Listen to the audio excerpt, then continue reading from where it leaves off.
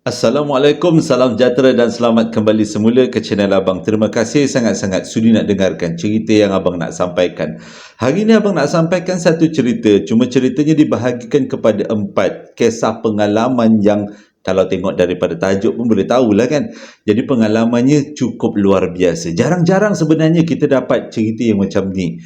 Pengalaman daripada seseorang pengurus jenazah, anak pengurus jenazah. Selalunya Abang pernah dapatkan cerita tentang pengalaman makcik pengurus jenazah, tapi kali ini pengalamannya agak berbeza sedikit.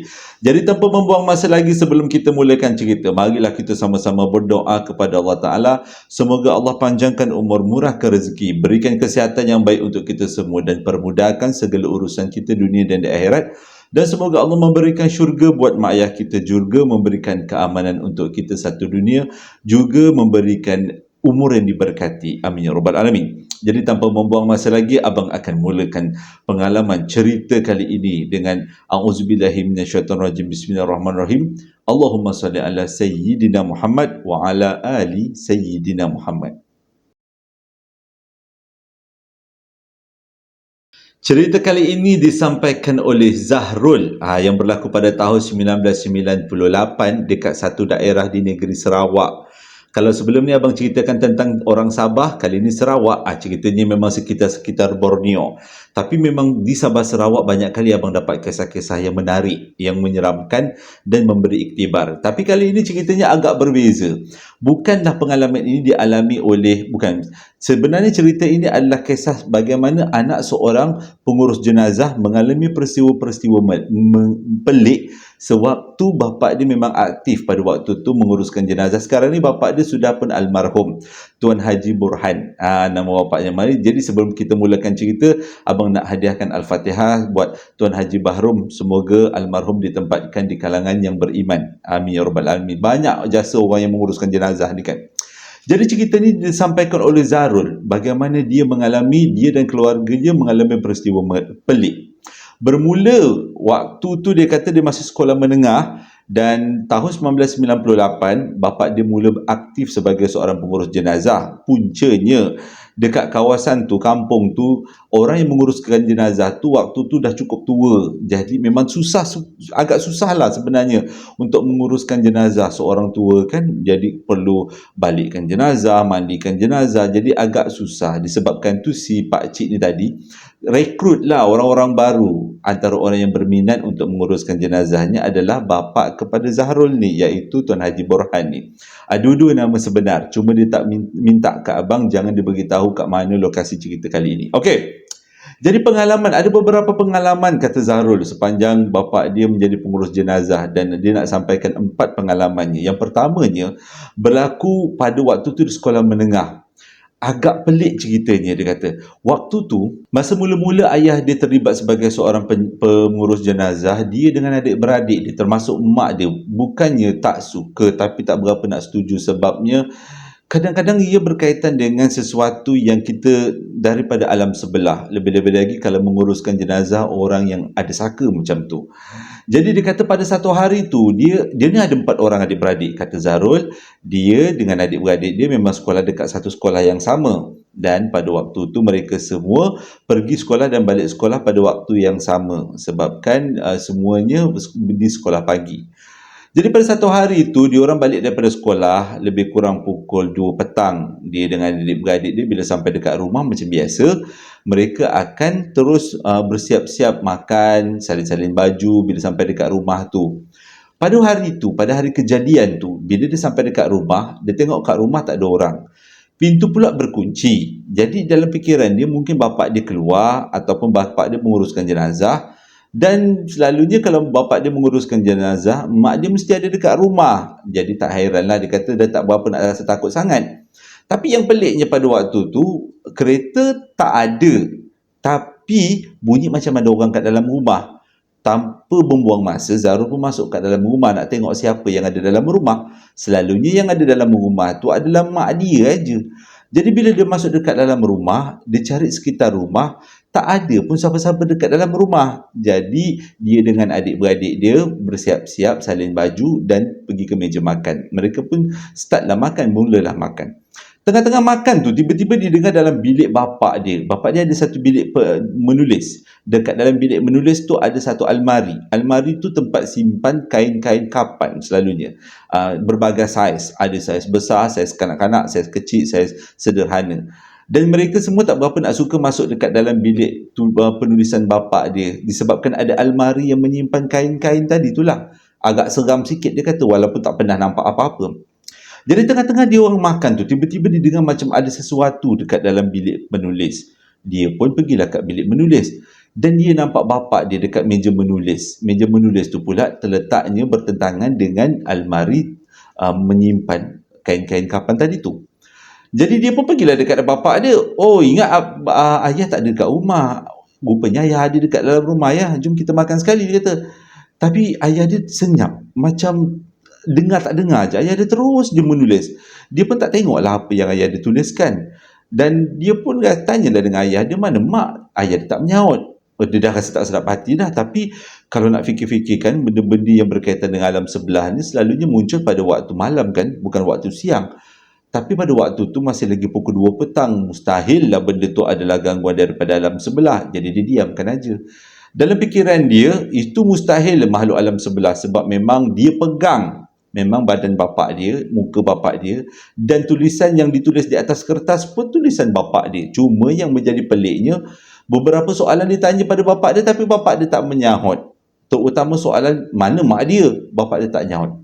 Jadi dia pun tak apalah bila bapak dia tengok macam begitu tekun sekali buat kerja dekat dalam bilik tu, bilik menulis tu, dia pun, Zahrul pun keluar daripada bilik. Dia pergi kat meja makan, sambunglah makan. Jadi adik-beradik dia tanya, siapa tu bang? Kata. Siapa yang ada dalam bilik? Lepas tu Zahrul cakap lah, ayah yang ada dalam bilik. Tapi adik-beradik dia muka berkerut-kerut. Adik dia yang nombor 2 dah rasa macam, betul ke bang? Ayah ada dalam bilik. Kita masuk rumah tadi, ayah tak ada. Kereta pun tak ada. Bila adik dia cakap kereta tak ada, serta-merta, Zahrul cakap pada waktu tu, bulu roma dia meremang sampai ketekuk-ketengkuk dia meremang. Sebab betul lah, kalau ayah dia ke mana-mana memang tak ada kereta. Dan bila diorang sampai masuk ke rumah tadi tu memang tak ada kereta pun. Dengan kata lain, ayah dia tak ada kat rumah. Siapa pula yang ada dekat dalam bilik yang ditegur tadi? Jadi antara berani dengan tak berani, Zahrul kata benda yang paling dia perlu ingat adalah dia kena melindungi adik-beradik dia. Dia yang paling besar, dia kata dia yang paling tua, anak yang sulung. Jadi nak tak nak dia kena cek semula dekat dalam bilik penulisan bapak dia. Siapa sebenarnya yang ada dalam bilik tu? Betul ke bapak dia ataupun orang yang menyamar jadi bapak dia? Kalau nak kata benda tu makhluk daripada alam sebelah, mustahil sebab waktu tu masih lagi siang dia kata. Dan tak pernah dengar seumur hidup dia benda tu muncul waktu siang, selalunya tengah malam. Antara berani dengan tak berani, dia pun cuci tangan, pergi semula dekat dalam bilik menulis tadi, nak tengok betul tak ada ke tidak bapak dia. Dan bila dia selak dekat dalam bilik, buka pintu bilik penulisan tu, memang tak ada siapa-siapa dalam bilik tu. Dan tak ada pun tanda-tanda macam ada orang dalam bilik tu. Padahal pada waktu tadi tu, dia memang nampak bapak dia menulis dan dia pegang bahu bapak dia, ajak bapak dia makan sekali. Waktu tu kata Zahrul, kalaulah dekat dalam pundi kencing dia ada air, memang dah lama terkeluar, dia kata. Tapi mujur, dia fikirkan kalau dia takut, adik-beradik dia akan jadi lebih takut. Sebab 3 daripada adik-beradik dia, maksudnya nombor 2, nombor 3 dengan nombor 4 masih lagi sekolah rendah. Jadi dia tak boleh terlalu takut sangat. Dia tutup pintu bilik, lepas tu dia duduk semula ke meja makan bersama dengan adik-adik dia. Dan adik-adik pun tanyalah lagi sekali, tadi abang kata ada ayah dekat dalam bilik. Ni ada ayah ke dalam bilik? Belum sempat Zahrul cakap menjawab persoalan adik dia, tiba-tiba pintu depan rumah dibuka, ada orang bagi salam. Mak bapak dia masuk. Lepas tu Zahrul pun pergi dia ke bapak dia, dan adik-beradik dia pun ikutlah daripada belakang pergi dekat bapak dia. Masing-masing dah rasa macam lain macam. Bapak dia tanya kenapa. Zahrul pun memang tak selindung, dia cerita terus yang dia nampak bapak dekat dalam bilik penulisan. Lepas tu bapak dia berborak dengan mak dia dalam satu topik yang dia tak faham. Yang Zahrul ingat waktu tu adalah, kan saya dah cakap, itu je yang mak dia cakap macam tu. Zahrul pun tak berani nak tanya lebih-lebih. Sebab dia kata kalau dia tahu lebih, dia akan takut lebih. Lebih baik dia tak payah tahu apa sebenarnya yang berlaku. Tapi daripada kesimpulan apa yang mak bapak dia bualkan, mak dia seolah-olah menyalahkan bapak dia, dan bapak dia berdiam diri. Tapi dia boleh faham ada satu gangguan yang dialami oleh bapak dia. masa awal-awal ayah dia menjadi seorang tukang pengurus jenazah. Kisah yang kedua ni, waktu tu Zarul balik daripada sekolah juga. Tiba-tiba dia masuk ke dalam rumah, dia tengok bapak ni muka bengis, marah. Dia tanya dengan bapak dia, kenapa? Apa masalahnya? Kenapa muka macam singa? Jadi bapak dia beritahu. Tahu tak, dia kata, kain-kain kapan yang ada dekat dalam almari, dalam bilik membaca tu, bilik penulis tu, dah berkurang. Berkurang bukan sikitnya berkurang, banyaknya berkurang. Jadi Zarul pun pelik, siapa pula yang nak curi kain-kain jenazah? Tak ada orang pun yang nak curi. Malah kalau pencuri tengok, dia pun jadi takut, dia kata. Sebab benda tu dibungkus kat dalam plastik banyak-banyak, berbagai saiz, diletakkan dalam almari yang memang berkunci. Jadi bapak dia kata, ini mesti ada yang ambil. Ini mesti, dia punya ayat tu macam seolah-olah nak menyalahkan Zarul dengan adik-beradik dia. Dan bapak dia bukanlah nak menuduh, tapi berharap adik-beradik dia yang ambil kain-kain tu supaya kain-kain tu dapat ditemui semula. Itu je yang bapak dia harapkan. Sebabnya kalau kain tu hilang, bapak dia kena ganti. Sebab kain tu adalah hadiah daripada, bukan hadiah, disediakan oleh pihak masjid. Jadi sebagai seorang pengurus jenazah, dia kena betul-betul simpanlah kain tu untuk kegunaan juga. Bukan diberi free-free je kan. Jadi ayah dia dalam keadaan bengis tu mencari sekitar rumah. Lebih kurang, mengikut kata ayah dia, lebih kurang ada 30 bekas berbagai saiz kain jenazah yang hilang. Mana pula perginya? Banyak kali juga bapak dia tanya dengan Zarul adik-beradik, korang ada ambil ke? Ada main ke? Ke ada di antara korang yang teringin sangat nak main jenazah-jenazah sampai ambil kain-kain yang ayah dah potong? Sebab kain tu dah siap potong tau. Dia dimasukkan dalam plastik berbagai saiz ni tadi. Jadi mak pun backup lah anak-anak. Sebab mak dia tahu kan siapa anak-anak dia. Takkanlah bang, anak-anak kita yang curi kain tu. Mustahil. Mana ada orang nak buat main kain tu bang. Mesti ada dekat situ. Jadi cari pada hari itu memang tak berjumpa. Tak tahulah mana letaknya. Sama ada bapak dia memang ambil tapi bapak dia lupa sebab benda tu tak ada record. Main ambil macam tu je. Waktu tu lah kan, selepas-lepas tu dah ada record lah. Jadi dia kata tak tahu mana hilangnya benda tu. Tak sempat, dia pun tak sempat nak makan, adik-beradik pun lain tak sempat nak makan, dikerahkan oleh bapak dia untuk cari mana perginya kain-kain yang dah bapak dia potong tu, yang dah diletakkan dalam plastik tu. Cari satu rumah tak jumpa. Dia kepenatan, dia kata cari benda Allah tu. Jadi bila besok paginya, bila petangnya, bapak dia bawa kain baru. Kain-kain yang dibawa daripada masjid. Waktu tu bapak dia mengungut-ungut. Tengok ni, kata. Bapak dah beritahu, ayah dah beritahu dengan pihak masjid, kain hilang. Masjid bagi kain baru. Mana ayah nak letak muka? Nak ganti, kita ni bukan orang kaya. Kita ni cukup-cukup makan je. Jadi tolonglah, kalau kamu yang sorokkan kain-kain tu, pulangkan balik. Ayah ni sebagai seorang ayah. Kerana memang harap anak-anak dia lah yang curi dan anak-anak dia yang pulangkan semula kain tu. Dan sewaktu dia memotong kain baru yang diberikan oleh pihak masjid, waktu tu dia membebel-bebel, kata Zarul. Sakit hati juga dalam hati ni, dia kata kita ni sebagai orang yang terinaya, doa kita dimakbulkan. Jadi pada waktu tu Zarul berdoa, lepas-lepas mayang asar tu, ya Allah Tuhan ku tolonglah, temukanlah dengan kain-kain yang hilang ni. Tak tahulah siapa yang curi, mana tahu ada orang lain yang masuk ke rumah tu secara senyap-senyap yang bertujuan untuk nak curi kain jenazah. Harga ada juga kalau jenis perompak macam tu. Jadi lepas ayah dia potong kain-kain baru tu dia letakkan dalam plastik-plastik tertentu mengikut saiz dan diletakkan dalam almari. Kali ni dia kata penuh satu almari tu dengan kain-kain berbagai saiz. Jadi makin takutlah dia adik-beradik untuk dekat dengan almari tu. Nak jadi cerita, pada malamnya salah seorang daripada adik Zarul mimpi. Lepas tu adik dia ceritalah besok paginya waktu sarapan nak pergi sekolah. Adik dia cakap, ayah malam tadi adik mimpi ada orang kata dia pinjam kain-kain tu. Tujuannya adalah untuk tahu macam mana untuk potong kain pengikat jenazah. Jadi ayah dia kata, siapa pula yang datang dalam mimpi kau tu tiba-tiba nak pinjam-pinjam kain yang ayah dah potong? Jadi adik dia cakap, itu saya tak tahu. Dia kata adik tak tahu datang daripada mana mimpi tu, orang tu datang daripada mana. Cuma dia kata minta ayah bersabar, dalam masa 2-3 hari akan datang, dia akan pulangkan kain tu semula. Lepas tu ayah dia macam antara percaya dengan tak percayalah. Mana mungkin makhluk alam sebelah curi-curi kain pengikat jenazah kan. Dia orang pun ada jenis-jenis kain dia orang sendiri. Tapi selang 2 hari lepas tu memang Allah Ta'ala nak takdirkan kain-kain tu yang hilang tu sebanyak 30 bungkus tu betul-betul ada dalam satu plastik, duduknya dekat depan almari tempat meletak kain jenazah. Jadi waktu tu yang jumpa adalah si ayah ni tadi. Bisinglah ayah. Tengok dah jumpa. Siapa pula yang pulangkan ni?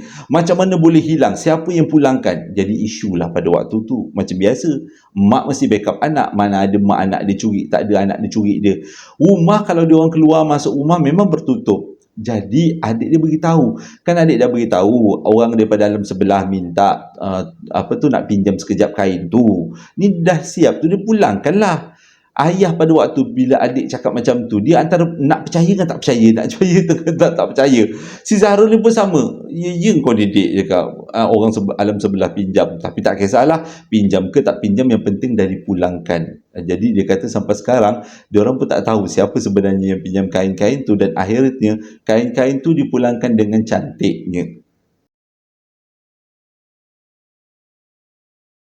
Cerita yang ketiga ni memang best, sesuatu yang seram. Pada hari tu bapak dia balik daripada menguruskan jenazah, lebih-lebih kurang semayang asar lah, selepas semayang asar.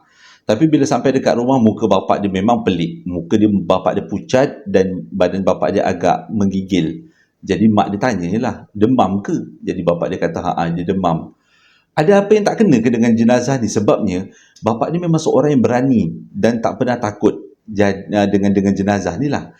Tapi kali ni bapak dia memang mukanya menakutkan. Muka macam orang takut dengan badannya menggigil. Mesti ada sesuatu yang pelik berlaku.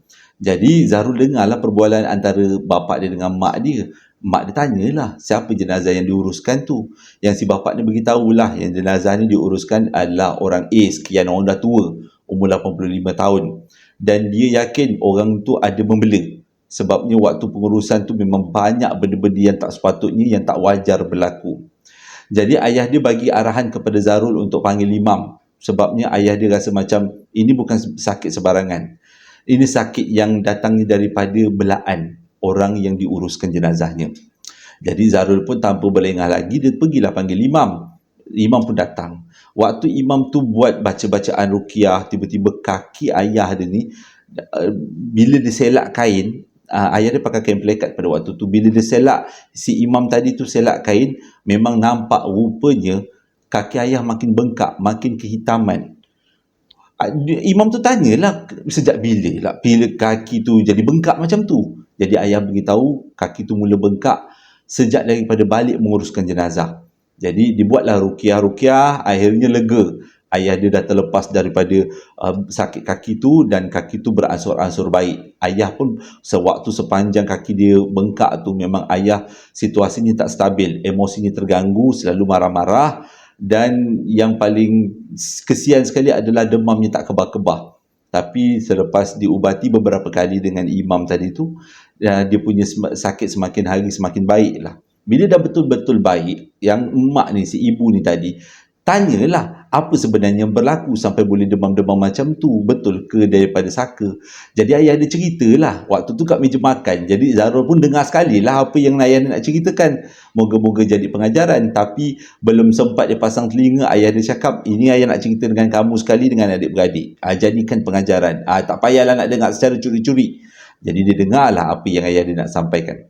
Jadi waktu tu ayah dia pergi menguruskan jenazah seorang tua, umur 80 lebih, dekat kawasan Sarawak tu lah.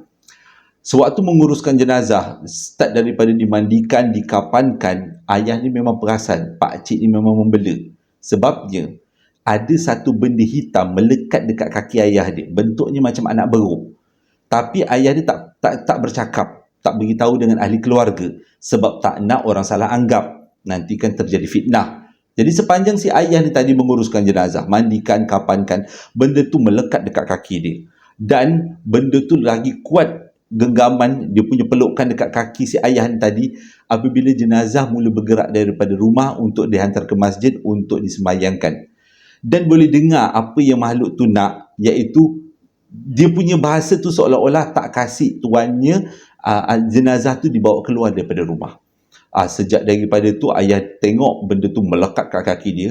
Tapi sebelum ayah balik ke rumah, ayah sempat ruqyah supaya benda tu melepaskan genggamannya daripada melekat dekat kaki ayah. Dan selepas diruqyah, benda tu memang hilang macam tu je. Tapi tak sangka pula sedang 2 hari sehari selepas tu kaki ayah jadi bengkak. Jadi itulah mungkin puncanya kenapa kaki ayah bengkak dan ayah dalam keadaan demam, sebab dia menguruskan satu jenazah yang tak berapa nak wajar, iaitu tuan punyanya adalah saka. Ada orang yang membela saka. Jadi dia kata sejak daripada tu dia agak lebih berhati-hati bila menguruskan jenazah. Ada beberapa petua sewaktu nak menguruskan jenazah mengikut kata si ayah ni tadi, Tuan Haji Bahrom ni. Yang pertama, perasaan. Kalau pada waktu nak menguruskan jenazah, kita rasa perasaan kita senang sangat. Maksudnya, jenazah yang kita nak uruskan dalam keadaan yang sangat baik dan insya-Allah diberkatilah kematiannya. Tapi kalau awal-awal tu, start daripada nak masuk dalam kereta, hati dah susah aja. Jadi dia boleh agak jenazah yang nak diuruskan ni adalah jenazah yang sedikit berat. Bukannya berat dari segi berat badan, tapi berat dari segi ada sesuatu yang bergantung kepada jenazah tu. Maksudnya jenazah tu ada belaan lah. Selalu dia macam tu. Dan sewaktu nak menguruskan jenazah si orang tua ni tadi, dah banyak kali dah bapak dia rasa macam nak batalkan. Tapi kalau bapak dia batalkan, pihak keluarga dia terpaksa ambil pengurus jenazah daripada Bandar Kuching. Jauh lah perjalanan dia. Ada makan masa lebih kurang 3 jam. Tu clue. Lebih kurang 3 jam daripada tempat tu. Takkanlah kan. Terpaksalah diorang gunakan, ayah pun turun tangan jugalah, bagi bantuan jugalah. Uruskan jenazah tu. Tetap juga kena fikirkan risikonya. Itu yang risikonya lah, salah satu risikonya. Benda tu mengikut balik rumah. Mujur tak dikacaunya anak-anak. Kisah yang terakhir ni memang kisah yang antara yang epik. Dalam banyak-banyak kisah yang pernah abang sampaikan tentang pengurusan jenazah, ni yang paling best, antara yang paling best. Kisahnya pada waktu tu ayah dia menguruskan jenazah dekat satu kawasan kampung. Agak pedalaman jugalah. Perjalanan kalau naik motor lebih kurang daripada rumah diorang, lebih kurang 30 minit. Tak berapa nak jauh sangat. Jadi jenazah tu diuruskan selepas Zuhur. Sebabnya dia meninggal pada hari yang sama.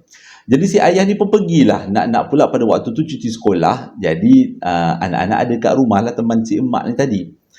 Lepas sebelum Zuhur, ayah dia dah bertolak lah pergi rumah orang yang meninggal tu. Supaya ayah dia bawa lah siap kain sekali, peralatan-peralatan supaya semuanya dapat diuruskan dengan mudah. Jadi ayah dia kata sebelum menguruskan jenazah, dia akan sembahyang dekat masjid yang berdekatan dulu. Sebab itu dia bertolak lebih awal. Jadi selepas 2 jam ayah dia berada dekat rumah pengurusan jenazah, rumah orang yang meninggal tu, sepatutnya ayah dia balik. Sebabnya uruskan jenazah, ayah dia kata tak lama, sekejap je lah kalau tak ada campur tangan daripada pihak ketiga. Jadi dia kata selalunya dalam masa 2 ke 3 jam habislah, ayah dia akan balik rumah. Tapi selepas 2 jam diingat ayah dia balik rumah, tak balik juga. Jadi mak dia berbunyi dah, mesti jenazah tu ada yang pelik-pelik dekat jenazah tu. Sebab selalunya ayah kau dah sampai dah waktu sekarang ni. Jadi Zahrul pun dengar je lah, mungkin ada betulnya apa yang mak dia cakap. Tiba-tiba selepas 2 jam, lebih kurang 2 jam setengah, dengarlah bunyi motor masuk ke dalam pekarangan rumah. Jadi si Zahrul ni tengoklah jengah keluar rumah. Ingatkan ayah dia. Memang dia yakin tu bukan ayah dia, sebabnya dengar bunyi motor pun dah berbeza. Tapi dia dengar jugalah dekat kawasan luar rumah. Mana tahu ada, abang nak cakap ada kangaroo. Ada teringat kangaroo. Tiba-tiba kangaroo melintas kat dalam kepala. Motor, ingat kangaroo. Okay. Diingatkan bapak dia. Dia memang tahulah bukan bapak dia, bukan ayah dia. Rupanya yang datang tu adalah salah seorang ahli karyah lah, jemaah masjid. Jadi dia pun datang ke bagi salam. Jadi Zahrul tanyalah, ada apa bang? Mana ayah? Dia kata. Sebab dia tahulah yang abang tu selalunya tolong bapak dia mengurung-urungkan jenazah juga. Jadi abang tu cakap, ini ayah kau bagi pesan, minta kain lagi, dia kata. Minta saiz XL. Jadi si Zahrul ni pun tanpa lengah-lengah beritahu dekat mak dia. Kalau namanya hukum dia nak pergi ambil kain tu, memang tidak lah, dia kata. Dia minta mak dia yang ambilkan. Dia beritahu lah mak dia, ni ada abang tu yang selalu tolong ayah tu, datang nak minta kain lebih. Yang mak ni pun pergilah masuk dalam bilik penulisan. Lepas tu keluarkan satu bungkus kain, bagilah pada budak tu, pada abang tu. Atau abang tu naik motor pergi. Selang 30 minit datang lagi seorang. Orang lain pula kali ni, tapi orang-orang kampung tu juga. Jadi si emak ni tanyalah, Mak Zarul tanya, "Kenapa datang lagi? Nak kain lagi ke?" Dia kata, "Ha kak," dia kata, "nak kain lagi kak, kain tak cukup kak." Mana mungkin, sebabnya orangnya, kalau sebab dia orang kenal kan satu kampung, orang yang meninggal ni orang yang tak berapa besar. Yang si ayah ni pula dia bawa kain jenis L. Jadi kalau kali pertama mungkinlah tak muat. Sebabnya ialah kita tak tahu kan L tu kadang-kadang potongannya kecil. Tapi selepas tu datang orang minta kain. Ini selang kali ketiga orang datang minta kain juga. Jadi si mak ni tadi, Mak Zarul ni tanyalah dengan budak yang baru datang ni, kenapa tak ambil kain lagi, tak cukup ke? Tak cukup kak, dia kata. Nantilah suruh abang cerita, dia kata. Dia suruh bapa si Zarul ceritalah balik nanti. Jadi dia nak kain XXL. Jadi si mak ni tadi ambil lah dekat dalam lemari kain XXL, bagilah kat budak tu. Okey, budak tu pergi. Selepas azan asar berkumandang, barulah lebih kurang pukul 6, 6.30, barulah si ayah ni balik. Benda pertama yang ditanya adalah, kenapa sampai 2 kali orang datang minta kain? Bapak dia beritahu, ini yang pelik, dia kata. Yang meninggal saiz badannya lebih kurang M je. Tapi lepas dibalut, tak cukup kain. Kain tak boleh nak bercantum. Nak nampak tengah-tengah ni, dia kata. Jadi minta lagi kain, cuba lagi balut, tak cukup lagi. Tetap juga ada kawasan yang terlopong. Minta lagi kain, tak cukup lagi. 3 kali dibalut, tetap juga tak cukup. Memang pelik, dia kata. Jadi si mak ni tanyalah, ada benda-benda pelik ke dekat orang yang meninggal tu? Rupanya, bukanlah rupanya, semua orang sebenarnya sedia maklum yang meninggal tu adalah seorang dadah lah. Dia adalah seorang penagih, kata. Tu yang tak cukup kainnya. Tak tahulah antara dosa dia dengan Allah Ta'ala. Kita pun minta diampunkan dosanya lah kan. Bapak dia kata itu je lah mungkin sebabkan dia ni pada hidupnya meninggal sebab tu kan. Dia ambil darah sejak daripada muda sampai umur dia dah lebih 60 tahun, ambil benda Allah tu, lepas tu meninggal. Tu yang jadi kain tak cukup. Itu mungkin bapak dia kata kita nak fitnah pun tak boleh, dia kata. Mungkin Allah Ta'ala dah aturkan. Tapi malam tu, waktu tu hujan renyai, kata Zarul. Bukan hujan renyai, hujan lebat. Lebat dekat kampung dia orang. Jadi orang-orang kampung tu ada cakap, kalau siangnya ada orang meninggal, malamnya ada hujan lebat, orang yang meninggal tu adalah orang yang tak berapa, yang ada sesuatu lah, yang berat lah dia punya perjalanannya. Itu kepercayaan orang kampung dia, gitu. Jadi dia kata pada waktu tu, waktu dengan hujan lebat tu, sepanjang malam tu, entahlah dia kata, antara Zarul dengar, dia saja yang dengar, ataupun adik-beradik dia dengan mak bapak dia dengar apa yang dia dengar juga. Iaitu dalam bunyi hujan yang begitu lebat, dia dengar suara orang nak kain, nak kain, nak kain banyak kali. Jadi dia pun antara, kadang-kadang dia kata bunyinya macam bunyi katak, ngong, ngong, nak kain, lebih kurang kan bunyinya ke arah-arah tu. Jadi dia fikir katak kot, dia kata. Tapi diam je lah, sebab dia dengar macam nak kain, nak kain. Jadi bila besok pagi ni, dia tanya dengan bapak dia, dengan mak, adik-beradik, dengar tak malam tadi macam ada bunyi katak, tapi bunyi katak tu bunyi macam nak kain, kata. Bapak dia kata, memang dengar. Bukan bunyi katak, itu bunyi yang datang tu. Tak tahulah tu korin ke apa ke. Tapi memang bapak dia dengar, mak dia dengar, adik-beradik dia pun dengar. Yang nombor 1 dengan nombor 2 dengan nombor 3 je lah. Yang nombor 4 tu tidur dah, dia kata. Jadi rupanya semua orang dengar benda yang sama, nak kain dengan kata lain, bukanlah makhluk alam sebelah. Bukanlah katak, tapi makhluk alam sebelah. Jadi benda ni tak berhenti kat takat tu aja. Entahlah, dia kata ujian Allah Ta'ala kan sebagai seorang keluarga seorang pengurus jenazah. Pada hari yang sama, bila besok paginya dia orang bercerita tentang bunyi katak yang macam nak minta kain, nak kain tu kan. Maghribnya, waktu tu mak dia ada dekat dapur. Biasalah waktu orang rumah kampung kan, dia kata kalau cuci pinggan tak adalah tutup tingkap dapur. Jadi nampaklah see-through. Bahasa Inggerisnya kata boleh nampak terus, tegak nampak. Belakang rumah dia pula paya, dia kata. Waktu tu maghrib, mak dia basuh pinggan. Tiba-tiba dia semua ni ada dekat kawasan depan TV. Bapak dia pula siap-siap nak pergi maghrib. Nak pergi sembahyang maghrib dekat masjid surau yang berdekatan. Tengah-tengah basuh pinggan, tiba-tiba dengar mak dia menjerit dengan pinggan dia terlepas, bunyi macam pinggan pecah. Jadi mereka semua berlari ke arah dapur. Dah kenapa pula mak dia jadi macam tu? Mak dia waktu tu dah menggigil-gigil, dah mencangkung, dah menggigil-gigil dah. Jadi si bapak ni bawa lah, kenapa ni, kenapa ni, kenapa? Dia bagilah minum air dengan mak. Lepas tu bapak dia terus tutup tingkap dapur. Untuk, mungkin bapak dia dah boleh agak lah, dia kata pada waktu tu. Jadi, bila pada bagi air, dah ajar selawat semua, tanyalah, awak nampak apa? Dia kata, nampak jenazah yang tak cukup kain tu ada di dalam kawasan belukar dekat belakang rumah dia orang. Memang nampak jelas.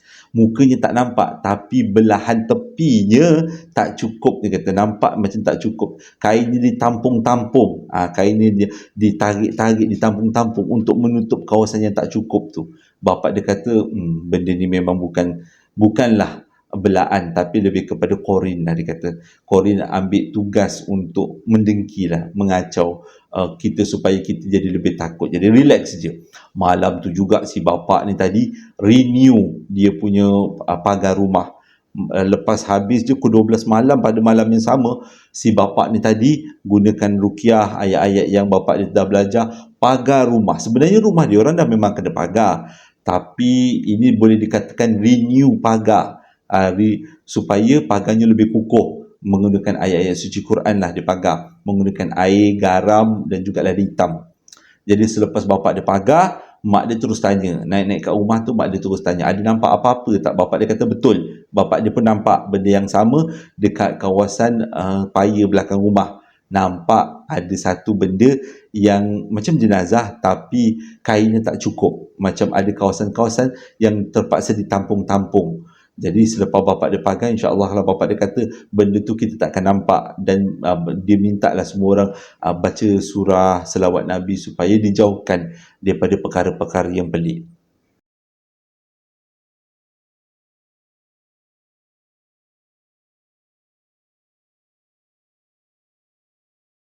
Terima kasih sangat-sangat sudah dengarkan cerita yang abang sampaikan. Hari ini bukanlah kepada cerita seram, tapi satu perkongsian daripada anak seorang pengurus jenazah, Zahrul. Zahrul yang abang cakap. Lebih kurang nama dia. Dan sebelum abang tamatkan cerita, marilah kita sama-sama hadiahkan sekali lagi Al-Fatihah, selawat Nabi kepada Tuan Haji Baharum.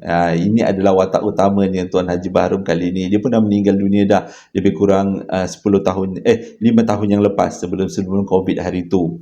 Jadi sebelum abang tamatkan cerita, marilah, kalau siapa-siapa nak beli perapan sate, sambal lara dan juga coklat moist, bolehlah beli, tekan link yang abang sediakan di bawah setiap video. Kalau marilah tu macam iklan pula, marilah membeli.